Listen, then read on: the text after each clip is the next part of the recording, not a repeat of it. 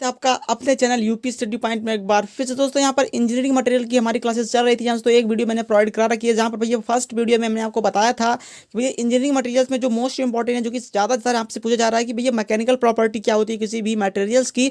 तो वो वीडियो अगर आपने नहीं देखा है तो आप देख लीजिए, नीचे डिस्क्रिप्शन में मैंने उसका लिंक दे रखा है, जाकर भैया देखिए पहले उस वीडियो को। उसके बाद आप इस वीडियो को देखिए, जैसे कि आप यहाँ पर अपनी इंजीनियरिंग मटेरियल्स में अच्छा अंक गेन कर पाए दोस्तों। जैसे कि आप यहाँ पर जो आपके यहाँ पर इंजीनियरिंग मटेरियल का सब्जेक्ट है उसमें 50 में से 45 प्लस तो आप कर ही सकते हैं। तो इसके लिए यहाँ पर वीडियो को एंड तक देखिए। जो भी मैं आपको आज बताने वाला हूँ, ये पीडीएफ आपको कहाँ मिलेगी, जो मैं आपको पीडीएफ दिखा रहा हूँ, ये अपने टेलीग्राम चैनल पर मिलेगी, जो कि यूपी स्टडी पॉइंट के नीचे डिस्क्रिप्शन में उसका लिंक है, भैया जाके डाउनलोड कर लें टेलीग्राम चैनल को। उसके बाद आप ज्वाइन कर लें। अगर डाउनलोड नहीं किया है तो, अगर डाउनलोड किया है तो आप तुरंत यहाँ पर लिंक पर क्लिक करके ज्वाइन कर सकते हैं। कई बार यहाँ पर स्टूडेंट को दिक्कत आती है कि यार ज्वाइन नहीं हो रहा है यहाँ पर जो भी टेलीग्राम आपने दिया है। तो भैया आपको क्या करना है, जाके भैया उस पर सर्च करना है यूपी स्टडी पॉइंट टेलीग्राम पर, और विदाउट स्पेस आपको सर्च करना है, स्पेस बिल्कुल से भी नहीं देना है। और तुरंत आपको हमारे चैनल का लोगो जो आपको इस चैनल पर दिख रहा है वही दिखेगा, उस पर सिंपली क्लिक करके ज्वाइन कर लीजिए, और ये पीडीएफ आप वहाँ से डाउनलोड कर लीजिए और अपनी स्टडी कंप्लीट कर लीजिए। तो यहाँ पर मैंने आपको एक रिवीजन दे देता हूँ भैया, क्या क्या मैंने आपको दिखाया था। यहाँ पर प्रत्यास्थता, प्लास्टिकता, नम्यता, भंगुरता, कठोरता, सामर्थ्य, तन्यता, कड़ापन, विसर्पण, श्रांत, दुर्नम्यता और प्रत्यास्कंदन, जो भी यहाँ पर किसी भी मटेरियल्स की प्रॉपर्टी होती है वो भी मैकेनिकल प्रॉपर्टी होती है, क्योंकि आप मैकेनिकल इंजीनियरिंग के एक सब्जेक्ट को पढ़ रहे हैं जो कि है इंजीनियरिंग मटेरियल्स। तो इसके लिए आपको मैकेनिकल प्रॉपर्टी मोस्ट इंपॉर्टेंट हो जाता है, और ये बहुत ज़्यादा यहाँ पर पूछा जाता है, कई बार पूछा गया है, तो इस बार भी जरूर से पूछा जाएगा। तो इसके लिए जरूर से आप इस वीडियो को देख के पूरा ये आप कंप्लीट कर लीजिएगा। तो हम यहाँ पर आपसे बोले थे भैया मैं आपको नेक्स्ट वीडियो में, जो कि आपको यहाँ पर नेक्स्ट चैप्टर जो कि आपका है धातु तथा मिश्र धातु के कुछ इंपॉर्टेंट क्वेश्चंस को कराऊंगा। तो चलिए दोस्तों करते हैं वीडियो को स्टार्ट। और अगर आप चैनल पर नए स्टूडेंट तो सब्सक्राइब कर लें, क्योंकि यहाँ पर इसके बाद एक वीडियो और आएगी जो कि आपके यहाँ पर सिर्फ और सिर्फ इंजीनियरिंग मटेरियल्स के इंपॉर्टेंट क्वेश्चंस की सीरीज होगी। तो उसके लिए आप सब्सक्राइब करके रखेंगे तभी आपके पास नोटिफिकेशन जाएगा। तो चलिए दोस्तों करते हैं वीडियो को स्टार्ट। तो यहाँ पर ये चैप्टर है भैया मेटल्स एंड एलॉय, जो कि काफी मोस्ट इंपॉर्टेंट क्वेश्चन है। जब भी आप यहाँ पर इंजीनियरिंग मटेरियल्स पढ़ते हैं तो आपके धातु तथा मिश्र धातु के जो भी यहाँ पर क्वेश्चन होते हैं वो हमेशा पूछे जाते हैं आपके यहाँ पर चैप्टर्स में। तो जरूर से आप इसको याद करिएगा। सबसे पहले हम देखेंगे इसमें यहाँ पर होता क्या है। तो यहाँ पर हम पढ़ेंगे ferrous metal, cast iron, steel, non ferrous metal, इस तरीके के यहाँ पर जो भी मटेरियल्स होते हैं वो हम यहाँ पर पढ़ेंगे। इसके बाद यहाँ पर बनाने की विधि पढ़ेंगे, कौन कौन से धातुएं हैं जिनको यहाँ पर किस तरीके से बना जाता है, प्रसाधन यहाँ पर पिसना, यहाँ पर निस्तापन, भर्जन किस भट्टी में यहाँ पर उसको भर्जित किया जाता है, प्रगलन किस प्रकार से किया जाता है, ये सारी चीज़ें हम यहाँ पर इसमें पढ़ते हैं। और अगला यहाँ पर पढ़ते हैं कि कोई भी धातु होती है तो यहाँ पर उसकी यहाँ पर भौतिक गुण, रंग रूप किस प्रकार से होता है, उसका टेम्परेचर गलनांक कितना होता है, प्रेशर दाब कितना होता है, स्टेट सॉलिड लिक्विड है कि यहाँ पर गैस भी है, ये किस तरीके से होती है, या फिर प्राप्ति स्थान कहाँ पर प्राप्त किया जाता है, कौन से उसके मुख्य अयस्क होते हैं, बनाने की उसकी विधि क्या है, यांत्रिक गुण उसका क्या है, स्ट्रेंथ कितनी होती है, मैलिबिलिटी किसकी होती है, हार्डनेस अच्छी होती है या फिर नहीं होती है, ये सारी चीज़ें हम यहाँ पर इस चैप्टर में पढ़ने वाले हैं। तो अगला यहाँ पर हो जाता है जो कि इंजीनियरिंग मटेरियल से आपका यहाँ पर दो भागों में बांटा गया है, मेटल्स और नॉन मेटल्स। तो आप जानते हैं मेटल और नॉन मेटल में दो भागों में बांटा गया है। जो मेटल होते हैं भैया उनको दो भागों में बांटा गया है, पहला है फेरस मेटल और दूसरा है नॉन फेरस मेटल। यहाँ से तो ये आप जरूर से याद करिएगा। मेटल्स के कितने प्रकार होते हैं, कई बार ये विकल्प में पूछ लिया जाता है। आपको दो प्रकार होते हैं भैया, फेरस मेटल और नॉन फेरस मेटल, ये आप याद करके जरूर से जाइएगा। अगला है नॉन मेटल। नॉन मेटल में आप जानते हैं जिसमें धातु का कोई भी गुण नहीं पाया जाता, जैसे कि यहाँ पर वुड हो गया, लकड़ी हो गई, प्लास्टिक हो गया, पॉइंट हो गया, इस तरीके से आपको यहाँ पर प्लांट हो गया, इस तरीके से जो भी यहाँ पर चीज़ें आपकी नॉन मेटल्स में आ जाते हैं। अब हम देखेंगे भैया जो फेरस मेटल है वो आपका कितने प्रकार का होता है। तो जो फेरस मेटल है आपका वो भैया पिग आयरन, रॉ आयरन मतलब कि पिटवा लोहा, पिग आयरन मतलब कि कच्चा लोहा जो आपकी सीधे खुदाई से प्राप्त होता है, इस्पात मतलब कि स्टील जो कि आपका यहाँ पर प्राप्त होता है आपके ज़मीन से। अब हम यहाँ पर देखेंगे कि भैया जो ढलवा लोहा है वो कितने प्रकार का, कई बार आपसे क्वेश्चन पूछा गया है कि ढलवे लोहे के सभी प्रकार को वर्णित कीजिए। तो ढलवे लोहे के जितने भी प्रकार होते हैं सभी को यहाँ पर आपसे पूछा जाता है। तो इसके लिए आप ढलवा लोहे को मोस्ट इंपॉर्टेंट मान के, और ढलवा लोहे की यहाँ पर जो कि गुण वगैरह है ये भी पूछे जाते हैं, तो इसको मोस्ट इंपॉर्टेंट मान के आपको जरूर से पढ़ के जाना है, जो कि मैं आपको यहाँ पर इस वीडियो में बताने वाला हूँ। तो ढलवा लोहा आपका यहाँ पर हो जाता है भूरा ढलवा लोहा, श्वेत ढलवा लोहा, ग्रांतिक ढलवा लोहा, इसके बाद आघात वर्ध ढलवा लोहा, और उसके बाद यहाँ पर आपका होता है चित्तीदार ढलवा लोहा, और यहाँ पर मिश्र ढलवा लोहा। इतने प्रकार का होता है आपका यहाँ पर ढलवा लोहा। कम से कम आप ढलवा लोहे के प्रकार जानते होंगे, तब भी यहाँ पर एग्जामिनर जो कि आपका यहाँ पर जान जाएगा कि भैया हाँ इसको नॉलेज है। बाकी आप अगर ढलवा लोहे की जो कंपोजिशन वगैरह होते हैं, कौन कौन से धातुओं से मिलकर बना है, ये सारी चीज़ें अगर मान लीजिए आप थोड़ा मिस्टेक भी कर देते हैं तो कोई भी दिक्कत वाली बात नहीं है, लेकिन आपके जो प्रकार हैं ये आपको अच्छे तरीके से यहाँ पर आने चाहिए। तो ढलवा लोहा भैया कितने प्रकार का होता है हमने आपको बता दिया कि भैया भूरा ढलवा लोहा, श्वेत ढलवा लोहा, ग्रांतिक ढलवा लोहा, आघात वर्ध ढलवा लोहा, इसके बाद चित्तीदार ढलवा लोहा, और यहाँ पर मिश्र ढलवा लोहा। इसके बाद आपका जो किया जाता है इस्पात, स्टील के भी यहाँ पर प्रकार होते हैं। तो स्टील सबसे पहले दो प्रकार का होता है, ढलवा इस्पात और पिटवा इस्पात। ये स्टील भी कई प्रकार से पूछे जाते हैं आपसे। सबसे पहले आप यहाँ पर जानिए कि दो प्रकार के होते हैं, ढलवा इस्पात और पिटवा इस्पात। अब पिटवा इस्पात जो कि आपका रॉ स्टील होता है वो दो प्रकार का होता है, पहला है कार्बन स्टील और दूसरा है मिश्र इस्पात। जो कार्बन स्टील होता है आपका, कार्बन स्टील कई यहाँ पर धातुओं में यहाँ पर बनाने में यूज होता है, क्योंकि तीन प्रकार का होता है, एक निम्न कार्बन स्टील, दूसरा है मध्यम कार्बन स्टील और तीसरा है उच्च कार्बन स्टील। तो तीन प्रकार का होता है, low carbon steel, medium carbon steel और हाई कार्बन स्टील। ये तीन प्रकार के यहाँ पर आपके कार्बन स्टील होते हैं। तो अभी तक हमने यहाँ पर देख लिया भैया जो कि आपके यहाँ पर मेटल्स होते हैं दो प्रकार के होते हैं, फेरस मेटल और non ferrous metal. Ferrous metal में आपका यहाँ पर तीन प्रकार चार प्रकार आ जाता है, कच्चा लोहा, उसके बाद ढलवा लोहा, इसके बाद पिटवा लोहा, इसके बाद इस्पात। अब हमने यहाँ पर ढलवा लोहा के प्रकार को देख लिया है कि ढलवा लोहा भैया भूरा ढलवा लोहा, इसके बाद श्वेत ढलवा लोहा, ग्रांतिक ढलवा लोहा, आघात उबर ढलवा लोहा, चित्तीदार ढलवा लोहा और मिश्र ढलवा लोहा। इतने प्रकार का यहाँ पर आपका जो कि हो जाता है ढलवा लोहा। अब आगे हम देख लिए हमने यहाँ पर कि भैया इस्पात कितने प्रकार का होता है। इस्पात सबसे पहले दो प्रकार का होता है, ढलवा इस्पात और पिटवा इस्पात। और इसमें यहाँ पर पिटवा इस्पात आपका कितने प्रकार हो गया, कार्बन स्टील और मिश्र इस्पात। जो कि कार्बन स्टील आपका तीन प्रकार का हो गया, निम्न कार्बन स्टील, मध्यम कार्बन स्टील और उच्च कार्बन स्टील। ये आपका यहाँ पर हो गए जो कि इस्पात। लेकिन हमने यहाँ पर आपको कहा था कि भैया जो आपका ये आयरन होता है ये दो प्रकार के होते हैं यहाँ पर, फेरस मेटल और नॉन फेरस मेटल। तो नॉन फेरस मेटल में भी कुछ धातुएं आती हैं जो कि होती हैं यहाँ पर aluminium, copper, zinc, tin, silver, lead, magnesium, gold इत्यादि यहाँ पर ये जो कि आपके यहाँ पर फेरस मेटल में आ जाती हैं। अब हम यहाँ पर एक एक करके देखेंगे सभी का यहाँ पर जो मिश्र किस प्रकार से बनाई जाती है, इनका गुण क्या होता है, इनका उपयोग क्या होता है। सबसे पहले हम यहाँ पर भूरा ढलवा लोहा यहाँ पर देखेंगे जो कि आपके यहाँ पर ढलवा लोहे का प्रकार है। तो ग्रे कॉस्ट आयरन काफी बार पूछा गया है, इसलिए यहाँ पर भूरा ढलवा लोहे का जो भी यहाँ पर कंपोजिशन है और उसकी प्रॉपर्टी हम यहाँ पर चलिए देख लेते हैं। तो भैया जो भूरा ढलवा लोहा होता है इसमें यहाँ पर 2.5 से 3.8% कार्बन होता है और 1.1 से 2.8% सिलिकॉन होता है, 0.4 से 1% मैग्नीज होता है और 0.115% यहाँ पर इसमें फास्फोरस होता है एवं यहाँ पर 0.10% यहाँ पर इसका सल्फर का कॉम्बिनेशन होता है। तो ये कंपोजिशन आपको याद होनी चाहिए। काफ़ी बार यहाँ पर ये आप ध्यान भी दिया जाता है, लेकिन अगर आप यहाँ पर थोड़ा मिस्टेक करते तो कोई बात नहीं, लेकिन ज़्यादा यहाँ पर मिस्टेक नहीं करना है। इसमें आपको यहाँ पर कार्बन, सिलिकॉन, मैग्नीज, फास्फोरस और सल्फर पाया जाता है। सबसे पहले ये याद करिए भैया इसमें कार्बन, सिलिकॉन, मैग्नीज, फास्फोरस और सल्फर पाया जाता है। और उसके बाद इसका परसेंटेज आप याद करिए 2.5 से 3.8% आपका यहाँ पर ये कार्बन पाया जाता है, 1.1 से 2.8% सिलिकॉन पाया जाता है, 0.4 से 1% मैग्नीज पाया जाता है और 0.15 से फास्फोरस पाया जाता है और 0.10 यहाँ पर सल्फर पाया जाता है। तो ये चीज़ें आपकी हो गई जो कि भूरे ढलवे लोहे में कौन कौन सी चीज़ें आपकी यहाँ पर पाई जाती हैं। अब इसका हम चलिए गुण पढ़ लेते हैं। इसमें गुण क्या प्रॉपर्टी क्या होती है।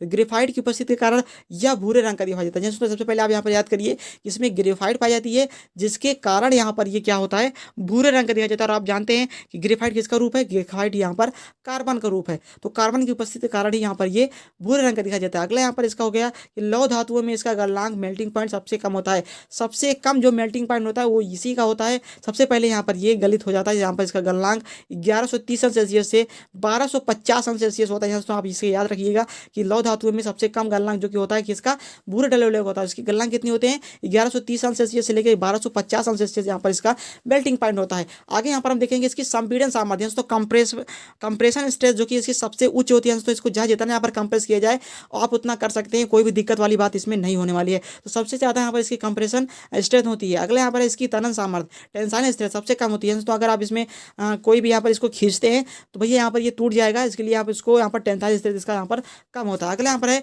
इसमें संचारण प्रतिरोधकता अधिक होती है, मतलब कि इसमें जल्दी कोरोजन वगैरह नहीं लगते हैं, इसके लिए इसकी संचारण प्रतिरोधकता सबसे अधिक हो जाती है। आगे यहाँ पर इसका जो गुण है भैया वो है कि इसमें तरलता, फ्लेबिलिटी एवं मशीनेबिलिटी अच्छी होती है। मतलब यहाँ पर जब आप इसको गर्म करके यहाँ पर पिघला देते हैं तो ये अच्छे तरीके से यहाँ पर पिघल भी जाता है। इसमें मशीनेबिलिटी, आप कोई मशीनन क्रिया करना चाहते हैं इस पर तो आप आसानी से यहाँ पर कर सकते हैं। आगे यहाँ पर है भूरा ढलवा लोहा में एक विशेष गुण होता है, वह गुण है केपन एवं डैम अथवा सोखने या खत्म करने की। मतलब कि जो झंझनाहट वगैरह होती हैं इसको सोखने की यहाँ पर क्षमता, इसमें वाइब्रेशन की क्षमता बहुत अधिक होती है। जब आप देखते हैं कोई भी मशीन पार्ट बनाया जाता है तो उसका जो लेग वाला पार्ट होता है, तो लेग वाला पार्ट वो सबसे ज़्यादा यहाँ पर भूरे ढलवे लोहे का ही बना जाता है, क्योंकि आप जानते हैं कि सबसे ज़्यादा वाइब्रेशन उसका लेग पार्ट ही यहाँ पर महसूस करता है। इसलिए यहाँ पर उसको अच्छा, अगर उसकी यहाँ पर सामर्थ्य नहीं होगी तो वो भैया टूट जाएगा। इसके लिए यहाँ पर इसका गुण जो होता है वाइब्रेशन का वो सबसे अधिक होता है। इस गुण के कारण या मशीनों में बेड बनाने में, मतलब उसके नीचे वाला भाग बनाने में यहाँ पर ये उपयोग किया जाता है। अब उपयोग चलिए मान लेते हैं यहाँ पर उपयोग क्या क्या होते हैं इसके। तो मशीनों के ब्रेड बनाने में, फ्रेम एवं पार्ट बनाने में। अगला है अंतर्दहन इंजन के engine, block, cylinder, piston, ring cylinder इत्यादि बनाने में। अगला है गैस या पानी के पाइपों के निर्माण में। अगला है भैया मैन होल के ढक्कन बनाने में, तो मैन होल के ढक्कन बनाने में इत्यादि के रूप में यहाँ पर ये प्रयोग किया जाता है। अब अगला हमारा जो किया जाता है भैया आघात वर्ध ढलो लोहा। ये भी कई बार पूछा गया है, तो आप इसको भी यहाँ पर पढ़ लीजिए। मैलेबल कास्ट आयरन, इसमें यहाँ पर 2 से 3% कार्बन होता है, 0.6 से 1.3% सिलिकॉन होता है, 0.2 से 0.6% मैग्नीज होता है, और 0.1% 1.5% फास्फोरस होता है, 0.1% यहाँ पर सल्फर पाया जाता है। अब अगर इसका नाम आघात वर्ध रखा गया तो इसका मतलब है कि इसमें जो मेलेबल यहाँ पर प्रॉपर्टी हो जाता होगी, तो इसलिए यहाँ पर इसे पीट कर एवं बेलनाकार विभिन्न आकारों में परिवर्तित किया जाता है, क्योंकि इसमें आघात वर्धनीयता का गुण भी सबसे ज़्यादा अधिक पाया जाता है। ये आप जरूर से याद करिएगा। इसमें यहाँ पर जो आघात वर्धनीयता का गुण है सबसे ज़्यादा यहाँ पर इसमें पाया जाता है। अब आगे इसमें तन्यता एवं उच्च सामर्थ्य का गुण भी पाया जाता है। इसमें उच्च घर्षण प्रतिरोध का एवं यहाँ पर इसमें सहने की क्षमता होती है, वाइब्रेशन सहने की क्षमता भी इसमें यहाँ पर ज़्यादा होती है। अब आगे यहाँ पर हम चलिए देखते हैं यहाँ पर इसका उपयोग क्या होता है। तो भैया इसका उपयोग कृषि उपकरणों के निर्माण में, वाहन उद्योगों एवं railway, gear box, universal joint, कब्जे पहिए आदि के निर्माण में इसका उपयोग किया जाता है। तो आघात वर्ध का कंपोजिशन हमने पढ़ लिया, गुण क्या होता है और इसका उपयोग क्या होता है ये हमने यहाँ पर पढ़ लिया। अगला आपका है नोडुलर ढलवा लोहा। नोडुलर ढलवा लोहा क्या होता है, तो इसमें भैया 0.3.2 से यहाँ पर 4.2 कार्बन, 1.1 से 3.5% सिलिकॉन, 0.3 से 0.8% मैग्नीज, 0 से 0.8% फास्फोरस एवं 0.2 से यहाँ पर जो कि यहाँ पर इसका सिलिकॉन पाया जाता है। अब आगे हम देखेंगे भैया यहाँ पर कि इसका यहाँ पर गुण क्या होता है, इसमें कौन कौन से गुण पाए जाते हैं ये हम चलिए देख लेते हैं। तो इसका यहाँ पर जो कि यहाँ पर ग्रेफाइट गोल्ड कणों के रूप में ये पाया जाता है। यह तन्य, कठोर एवं चिवण होता है। इसमें कंपन सहने की जो क्षमता होती है भूरे लोहे से कम होती है। मशीनेबिलिटी एवं घर्षण प्रतिरोध अच्छी होती है। अब आगे हम देखेंगे यहाँ पर इसका निर्माण कहाँ किया जाता है। तो यहाँ पर इसका निर्माण कागज उद्योगों की मशीनरी में, कृषि उपकरणों के ट्रैक्टरों के निर्माण में, पंप एवं कंप्रेसर में, रोलिंग मिल में, और वाल्व एवं वाल्व फिटिंग में आदि में किया जाता है। आगे यहाँ पर स्वेद ढलवा लोहा जो कि कुछ इंपॉर्टेंट है, तो ये आप हमारे टेलीग्राम चैनल पर डाउनलोड करके उसके बाद चित्तीदार ढलवा लोहा, मिश्रित ढलवा लोहा, जो कि मैंने आपको इंपॉर्टेंट ही बस बताया है। बाकी चीज़ें आप यहाँ पर हमारे टेलीग्राम चैनल पर जाके पढ़ेंगे, जो कि आपको नीचे डिस्क्रिप्शन में लिंक है, वहाँ पर PDF ही आपको मिल जाएगी, वहाँ से आप यहाँ पर पढ़ सकते हैं। अब आगे हम चलिए देखते हैं भैया कि भैया आगे यहाँ पर जो कि हमें देखना होता है पिटवा ढलवा लोहा, जो कि काफ़ी ज़्यादा पूछा जाता है। ये हम देखें, हम सिर्फ आपको इंपॉर्टेंट बताएंगे, कोई भी यहाँ पर आपका टाइम वेस्ट नहीं करने वाले हैं। बस आपको यहाँ पर जाकर टेलीग्राम पर डाउनलोड करके इसको पढ़ लेना है। यह लौह धातुओं में सबसे शुद्ध धातु होता है, यह 99.9 शुद्ध प्राप्ति किया जाता है। पिटवा लोहा लोहे सबसे शुद्ध धातु होता है। जैसे जब भी आपसे पूछा जाए कि सबसे लोहे का सबसे शुद्ध धातु कौन सा होता है, तो आप बताएंगे भैया पिटवा लोहा होता है। और सिलिकेट धातु मल का मिश्रण भी इसमें पाया जाता है। पिटवा लोहा का संगठन कुछ इस प्रकार से है। कार्बन इसमें इतने % पाए जाते हैं, मैग्नीज इतने % होते हैं, फास्फोरस इतने % होते हैं, सिलिकॉन इतने % होते हैं, सल्फर इतने % होते हैं, धातुमल इतने % होते हैं, और लोहा आपका यहाँ पर जो कि शेष भाग पाया जाता है। इसका गुण क्या होता है, तो पिटवे लोहे के यहाँ पर तन्यता, डक्टिलिटी, फोर्जिबिलिटी एवं बेलिनीता बहुत अच्छी होती है। इसकी संचारण क्षमता, प्रतिरोधकता अच्छी होती है। पिटवे लोहे को उसमें उपचार की आवश्यकता नहीं होती है, तो इसमें उसमें उपचार बिल्कुल से भी करने की आवश्यकता नहीं होती है। अब आगे देखेंगे भैया इस्पात के गुणों पर विभिन्न मिश्र धातुओं का प्रभाव, कौन कौन से मिश्र धातुओं का यहाँ पर इस्पात पे प्रभाव पड़ता है ये हम चलिए देखते हैं, क्योंकि काफ़ी ज़्यादा पूछा जाता है कि इस्पात पर विभिन्न धातुओं के प्रभाव का वर्णन कीजिए। तो ये पूछा जाता है, जिसके लिए आप इसको याद करके जाएंगे तभी आप यहाँ पर लिख पाएंगे। सबसे पहला है हमारा निकिल। निकिल धातु का इस्पात पर क्या प्रभाव पड़ता है, तो इसके कारण इस्पात की सामर्थ्य, चीमड़पन, प्रत्यास्थता सीमा, संक्षारण प्रतिरोध तथा झटकों को सहन करने की क्षमता बढ़ जाती है। तो इसके कारण इस्पात की सामर्थ्य, चीमड़पन, प्रत्यास्थता सीमा, संक्षारण प्रतिरोध तथा झटकों की सहन करने की क्षमता जो कि यहाँ पर बढ़ जाती है। अगला यहाँ पर कोबाल्ट धातु है, या यहाँ पर अगर मिला दिया जाए तो इस्पात में चुंबकत्व सामर्थ्य तथा काटने की क्षमता आदि गुणों को बढ़ा जाती है। जैसे आप जानते हैं कि कोई भी इस्पात का जब यहाँ पर धातु काटने के लिए बना जाता है तो उसमें यहाँ पर चुंबकत्व सामर्थ्य की क्षमता यहाँ पर अधिक गुणों में पाया जाता है, तभी यहाँ पर इसका यहाँ पर जो काटने की क्षमता है वो यहाँ पर बढ़ जाती है। अगला है क्रोमियम। यह इस्पात की कठोरता, सामर्थ्य तथा प्रत्यास्थता को बढ़ाता है तथा इसको घर्षण, खिंचाव, संक्षारण प्रतिरोधी बनाता है। आगे है भैया टंगस्टन। टंगस्टन क्या होता है, टंगस्टन इसके कारण इस्पात कठोर तथा घर्षण प्रतिरोधी बनते हैं तथा उच्च ताप पर भी अपनी सामर्थ्य बनाए रखते हैं। ये यहाँ पर टंगस्टन का गुण होता है। आगे यहाँ पर है मैग्नीज। तो मैग्नीज इसके कारण इस्पात कठोर, चीमड़ तथा गैर चुंबकीय होते हैं। तो आप यहाँ पे याद करिएगा, इसके कारण इस्पात कठोर, चीमड़ तथा गैर चुंबकीय होते हैं। आगे यहाँ पर वेनेडियम है, जो कि इसके कारण यहाँ पर इस्पात में वेनेडियम मिलाने से इस्पात की कठोरता, आघात वर्धनीयता तथा तनन सामर्थ्य तथा प्रत्यास्थता का गुण यहाँ पर वेनेडियम मिलाने से बढ़ जाता है। अगला है मॉलिब्डेनम। मॉलिब्डेनम यहाँ पर यह इस्पात की कठोर, कड़ापन, झटकों को सहन करने की क्षमता तथा तनन सामर्थ्य की सामर्थ्य तथा कठोरता को बढ़ा देता है। आगे यहाँ पर देखेंगे भैया नॉन मेटल जो हमारे भाग हैं, नॉन मेटल इसमें यहाँ पर एल्यूमिनियम आ जाता है, कॉपर जाता है और जिंक आ जाता है। इनके यहाँ पर किस प्रकार से इनको बनाया जाता है और इनके उपयोग क्या होते हैं, जो कि मोस्ट इंपॉर्टेंट, जो कि सबसे ज़्यादा यहाँ पर पूछा जाने वाला है एल्यूमिनियम। एल्यूमिनियम आपको बिल्कुल से पढ़ के जाना है दोस्तों, 100% यहाँ पर पूछा जाने वाला है। यहाँ पर कई बार पूछा गया है, तो इस बार भी जरूर से पूछा जाएगा।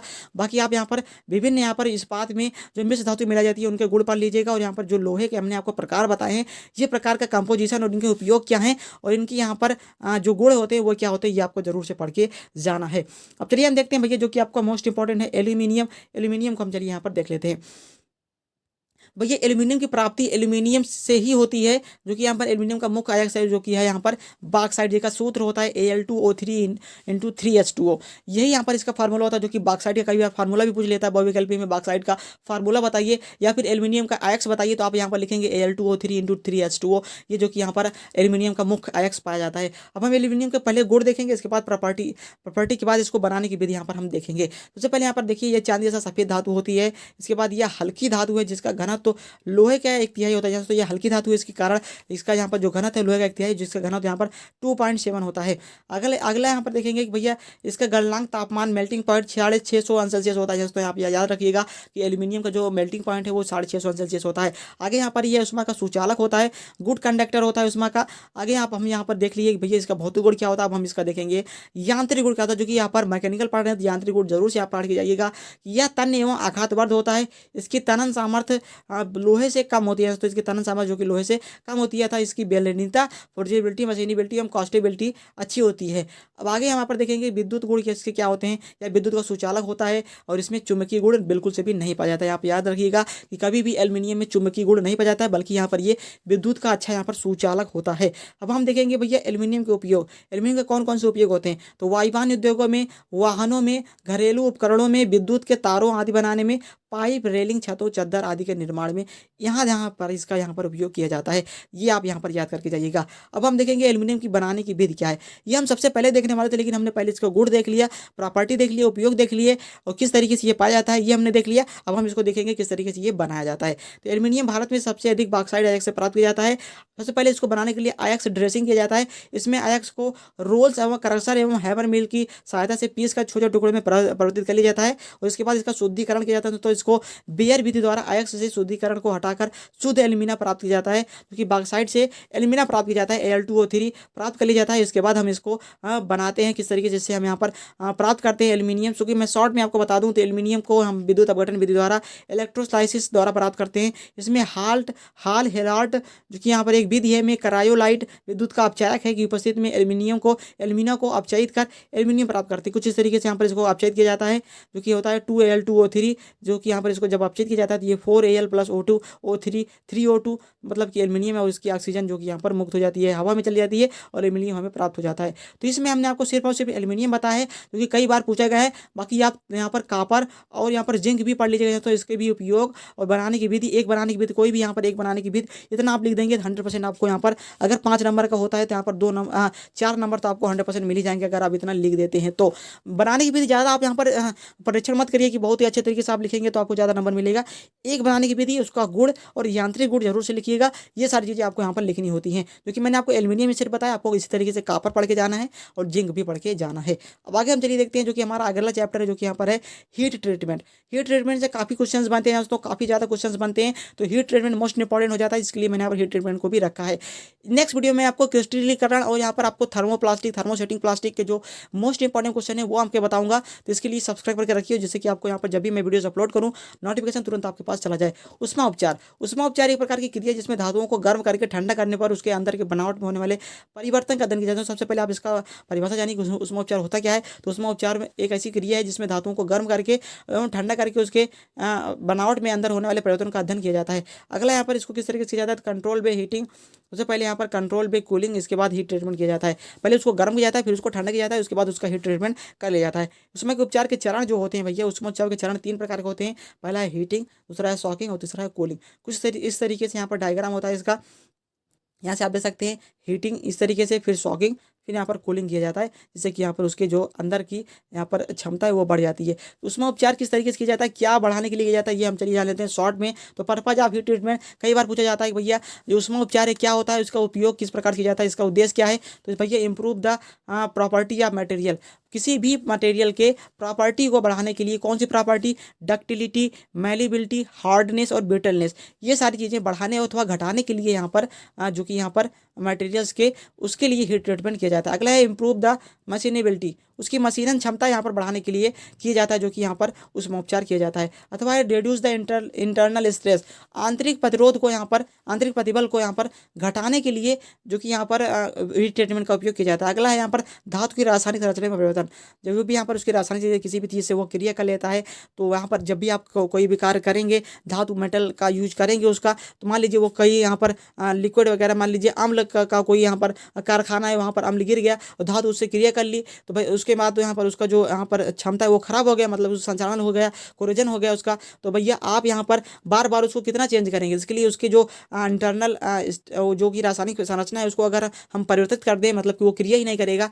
अम्ल से, या फिर क्षार गिर गया तो क्षार से भी क्रिया नहीं करेगा, तो इसका मतलब है उसकी जो रासायनिक संरचना है वो अच्छी हो जाएगी और हम वहाँ पर यूज कर पाएंगे और हम लंबे समय तक उसका यहाँ पर उपयोग कर पाएंगे। अगला है रिफाइन द ग्रेन, उसके बाद है modify the magnetic and electric property, उसकी चुंबकत्व और यहाँ पर इलेक्ट्रिक प्रॉपर्टी, मान लीजिए हमें किसी भी धातु को इलेक्ट्रिक प्रॉपर्टी उसकी अच्छी करनी है, मतलब उसको उसमें उसके विद्युत का अच्छा सुचालक बनाना है, तो हम उसको यहाँ पर उसमें जो कि यहाँ पर उपचार कर देंगे उसका हीट ट्रीटमेंट, और वह यहाँ पर बन जाएगा उसमें का अच्छा सुचालक विद्युत का। और यहाँ पर मैग्नेटिक प्रॉपर्टी भी हम उसको चेंज कर सकते हैं, मान लीजिए वो चुंबकत्व का गुण रखता है, हमें नहीं चाहिए चुंबकत्व का गुण, तो हम उसकी यहाँ पर उसमें ट्रीटमेंट मतलब हीट ट्रीटमेंट कर देंगे, तो हमें यहाँ पर उसका जो कि यहाँ पर मैग्नेटिक प्रॉपर्टी वो चेंज कर देंगे, जिससे कि यहाँ पर हमें काफ़ी ज़्यादा यहाँ पर हेल्प मिलेगी उसे भी किसी भी यहाँ पर धातु को यूज करने में। अब आगे टाइप्स ऑफ हीट ट्रीटमेंट, कौन से यहाँ पर टाइप्स होते हैं, पहले सबसे पहले हम कौन कौन सी भट्टी यूज करते हैं हीट ट्रीटमेंट में वो हम जान लेते हैं। तो हर्थ फर्नेस यूज करते हैं, उसके बाद बाथ फर्नेस यूज करते हैं। ये दो भट्टियाँ आप जरूर से पढ़ के जाइएगा। हर्थ फर्नेस काफ़ी कम पूछा जाता है, लेकिन बाथ फर्नेस पूछा जाता है। बाथ फर्नेस क्या होता है, इन भट्टियों का प्रयोग सामान्यतः कठोरीकरण, एनीलिंग तथा पानीकरण संक्रियाओं में किया जाता है। एनीलिंग और पानीकरण में यहाँ पर इसका बाथ फर्नेस का उपयोग किया जाता है, ये आप यहाँ पर जरूर से याद करिएगा। अब अगला हम चलिए देखते हैं लोहे तथा स्टील के सूक्ष्म घटक कौन कौन से हैं। तो लोहे तथा इस्पात के कुछ सूक्ष्म घटक निम्न हैं, जिन्हें हम मेटोलॉजिकल माइक्रोस्कोप द्वारा लगभग 400 गुना बड़ा करके यहाँ पर देख सकते हैं। सबसे पहला हम यहाँ पर देखेंगे ऑस्टेनाइड, क्योंकि काफ़ी ज़्यादा यहाँ पर पूछा जाता है ऑस्टेनाइड क्या है, इसके यहाँ पर कंपोजिशन को आप बताना है, आपको बताना है इसका कंपोजिशन क्या क्या इसमें पाया जाता है, सारी चीज़ें आपको बतानी होती है। तो ऑस्टेनाइड पढ़ के जाइएगा, इसकी संरचना किस प्रकार से होती है ये भी आपको पढ़ के जाना है। तो यह गामा आयरन में फेराइट आयरन कार्बाइड का एक ठोस विलयन है। जब इस्पात को 1130 सेल्सियस पर 1.8% कार्बन की उपस्थिति में गर्म करते हैं तो ऑस्टेनाइड प्राप्त होते हैं। तो आप यहाँ पर याद करिए कि जब गामा आयरन में फेराइड तथा आयरन कार्बाइड का एक यह ठोस रूप है, यह एक यहाँ पर कार्बन गामा आयरन में फेराइड तथा आयरन कार्बाइड का एक ठोस विलयन है। जब इस्पात को 1130 सेल्सियस पर 1.8% कार्बन की उपस्थिति में, पहले टेम्परेचर आप याद करिए 1130 सेल्सियस, उसके बाद जो कार्बन की परसेंटेज मात्रा है वो 1.8% है की उपस्थिति में गर्म करते हैं, तब हमें यहाँ पर क्या प्राप्त होता है, ऑस्टेनाइड प्राप्त होता है। और जब इसे 723 सेल्सियस से नीचे ठंडा करते हो तो यह परलाइट और फेराइट में परिवर्तित कर जाता है। ऑस्टेनाइड ही यहाँ पर जो गामा आयरन है वो 1130 सेल्सियस पर 1.8% कार्बन की उपस्थिति में गर्म करते हैं, तो हमें ऑस्टेनाइड प्राप्त हो जाता है गामा आयरन या और यहाँ पर फेराइट की उपस्थिति में। लेकिन जब हम इसे 723 सेल्सियस के नीचे यहाँ पर ठंडा कर देते हैं तो यही यहाँ पर परलाइट और फेराइट में परिवर्तित हो जाता है, और ऑस्टेनाइड गैर चुंबकीय, नरम तथा चिकनापन होता है तथा इसकी संरचना एफसीसी क्रिस्टलीय संरचना होती है। यह आप यहाँ याद करिए, यहाँ पर कई बार पूछा जाता है कि ऑस्टेनाइड की संरचना किस तरीके से होती है, यहाँ पर ये एफसीसी क्रिस्टल संरचना होती है। कुछ इस तरीके से ऑस्टेनाइड बनता है, इसकी संरचना भी आप याद कर लीजिएगा। कुछ इस तरीके से यहाँ पर ये बनता है इस तरीके से। उसके बाद आप बिंदी बिंदी यहाँ पर कर देंगे, बस आपको यहाँ पर ये ऑस्टेनाइड हो जाएगा। और ऑस्टेनाइड में जो भी आपको पूछा जाता है ये कंप्लीट आपका हो जाएगा।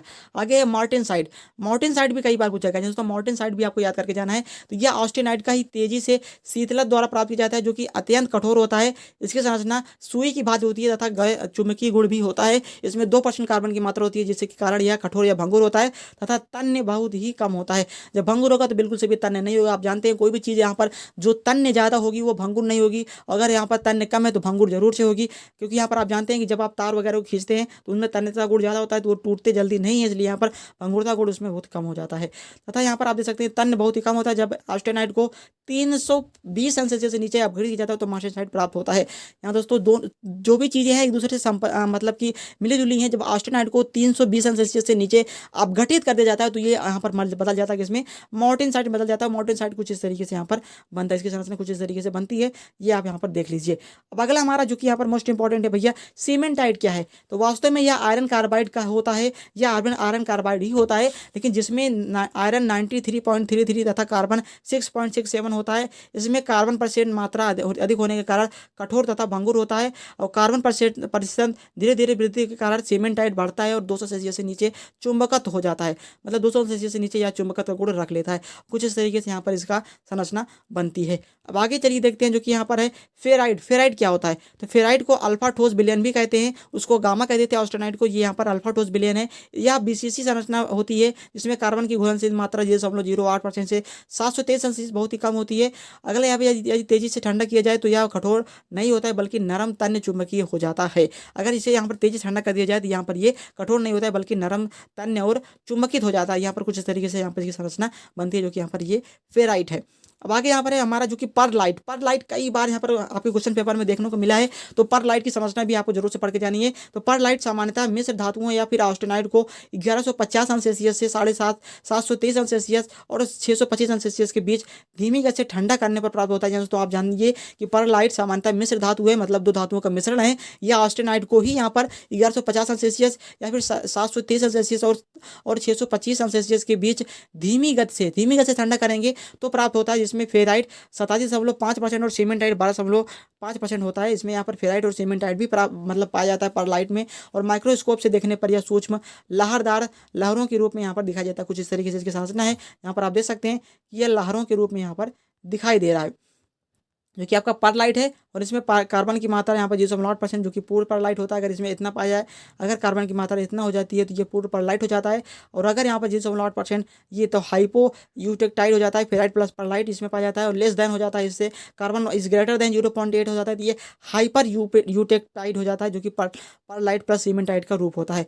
तो यहाँ पर हमने यहाँ पर सिर्फ और सिर्फ आपको पर्लाइट, फेराइट और सीमेंटाइट और मार्टेनसाइट और साथ ही साथ यहाँ पर ऑस्टेनाइट और हमने कुछ आपको धातुओं के जो कि यहाँ पर रूप पता है, जो कि आपको नेक्स्ट वीडियो में मैं आपको बताऊंगा। जी दोस्तों, जो कि आपका कार्बन आयरन डायग्राम है, इसके बाद ट्रिपल टी डायग्राम, जो कि काफ़ी मोस्ट इंपॉर्टेंट हो जाता है आपके यहाँ पर इस सब्जेक्ट का, जो कि काफ़ी ज़्यादा पूछा जाने वाला है। सिर्फ और सिर्फ मैं आपको मोस्ट इंपॉर्टेंट क्वेश्चन ही करा रहा हूँ, ज़्यादा मैं आपको नहीं कराने वाला हूँ। इसके लिए आप सब्सक्राइब करके रखिए और हमारे टेलीग्राम को जाकर ज्वाइन करिए, जैसे कि जब भी मैं आपको वीडियोज़ वगैरह या फिर यहाँ पर ये PDF वगैरह प्रोवाइड करूँ, सबसे पहले आपको मिल जाए। और नेक्स्ट वीडियो के लिए जरूर से आप यहाँ पर सब्सक्राइब करके रख लीजिए, जिससे कि मैं यहाँ पर जल्दी से जल्दी यहाँ पर बनाने की कोशिश करूँगा, जैसे कि आप यहाँ पर अपने इस इंजीनियरिंग मटेरियल सब्जेक्ट में अच्छा अंक गेन कर पाएं। और साथ ही साथ यहाँ पर ट्रिपल टी डायग्राम और जो कि यहाँ पर है आयरन कार्बन डायग्राम जरूर से पढ़ के जाना है आपको। और प्लास्टिक में जो कि आपके यहाँ पर थर्मोसेटिंग प्लास्टिक, थर्मो प्लास्टिक, ये सारी चीज़ें आपको मोस्ट इंपॉर्टेंट हो जाती हैं, तो वो भी मैं आपको बताऊँगा। और कुछ इंपॉर्टेंट क्वेश्चन और भी आएंगे, तो इसके लिए सब्सक्राइब करके अपने दोस्तों में शेयर जरूर से कर दीजिएगा। तो चलिए मिलते हैं नेक्स्ट वीडियो के लिए। सब्सक्राइब करके रखिए हमारे चैनल को।